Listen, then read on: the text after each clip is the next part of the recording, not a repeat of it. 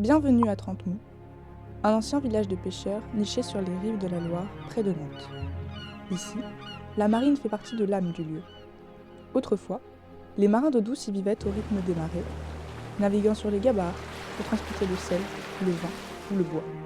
Aujourd'hui, le charme de Trentemous réside dans ses ruelles colorées, ses maisons de pêcheurs aux façades vives et son ambiance paisible. Avec son petit port, ses terrasses sur le quai et la Loire qui glisse doucement, Trentemous évoque encore cet esprit maritime.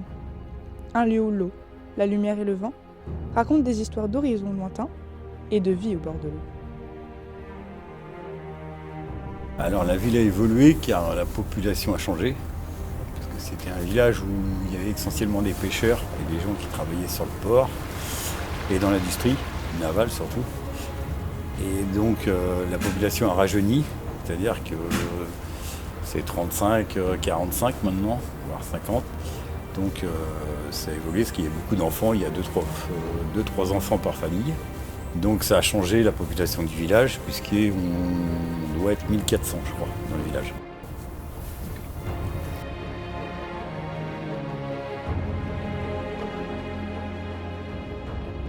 Alors les couleurs des maisons de Trentemous, ça a commencé parce qu'avant il y avait beaucoup de bateaux à Trentemous, il y avait des pêcheurs. Et donc quand ils repeignaient leurs bateaux, le reste de peinture, ils peignaient les volets avec. Voilà comment a commencé les couleurs. Et après, la maire de Rezé a autorisé à peindre les maisons en couleur pour que le village soit atypique. Et puis il y a eu le film de La Reine Blanche aussi qui a été tourné en 86 je crois, 85. Et là ils ont refait, c'est pour ça que vous avez vu sur le port qu'il y a des façades qui sont refaites à l'identique. Mais Trentemous, ce n'est pas seulement un village de marins.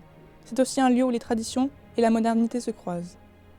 Les anciens pêcheurs ont laissé la place à des artistes, des rêveurs et des familles, en quête d'un cadre unique.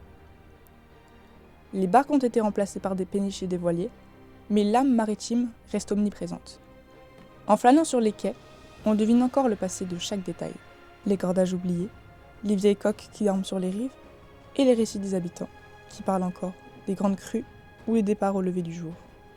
Trentemous, c'est un voyage dans le temps, une ode à la Loire et à ceux qui ont toujours vécu en harmonie avec elle.